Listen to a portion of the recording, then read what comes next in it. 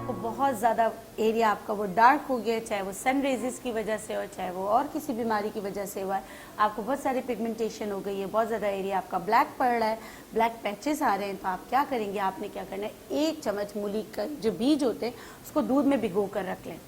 रात भर दूध में भिगोएंगे और उसी को दूध में ही पेस्ट बना लेंगे और इफेक्टेड एरिया पे आप लगाएंगे 4 से 5 मिनट तक पहली दफ़ा, क्योंकि थोड़ा सा हार्श होता है और थोड़ा सा कुछ लोगों को रेडनेस हो सकती है।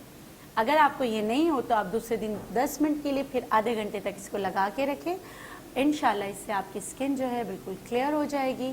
लेकिन इसको लगाते रहना है और साथ में इंटरनल ट्रीटमेंट लाजमी कराएं कि आपको ये छाइयाँ या ये पिगमेंटेशन क्यों पड़ी है, इसका ट्रीटमेंट इंटरनल होना बहुत लाजमी है। इसी तरह मैं आपको और भी बहुत सारे टिप्स APA.PK पे बताती रहूँगी, तो आप इस पेज पे देखते रहिएगा।